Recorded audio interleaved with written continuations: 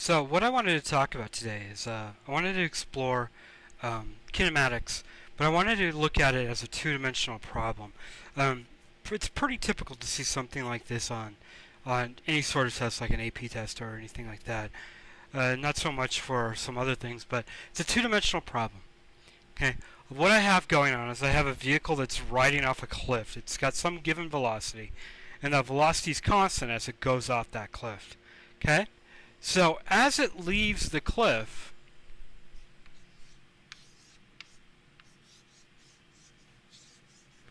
it experiences an acceleration, and we've given a name to that acceleration as free fall. So it starts feeling that acceleration due to gravity. So it's being pulled down. Well, the cool thing about this problem is I'm given a velocity in this direction, and I'm starting to experience free fall, which means that I have an acceleration in that direction. If this velocity is kept entirely in the x direction, like it is in this problem, that those two are orthogonal to each other. They're independent. If you look at velocity and you look at acceleration, there's a 90 degrees that separates the two. So they're independent of each other. So things that are happening in one direction, in the x direction, are not affected by things that are happening in the y direction. Like I said, they give a word for that. That word is orthogonality. They're orthogonal, meaning they're at right angles.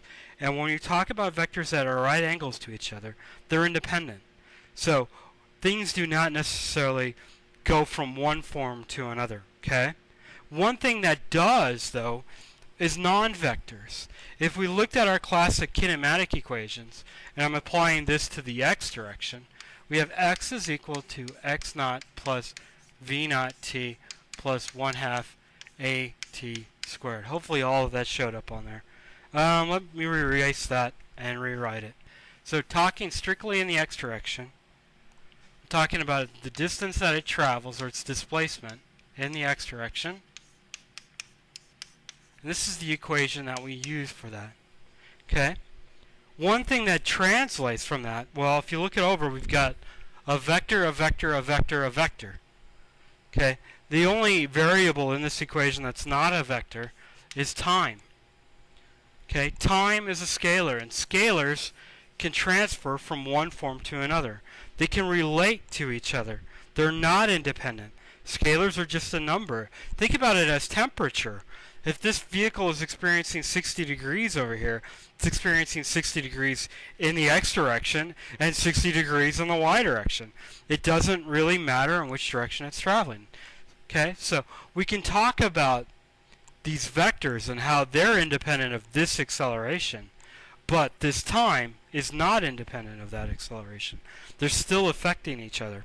Okay, now I want to talk a little more in the next video about how to solve these types of problems. And then I'm going to talk later about what if that car came off on a ramp or came down a hill.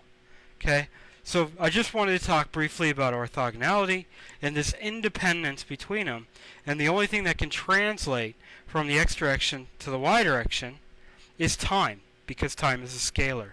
And we know that scalars are they don't have that right angle. They can't be orthogonal.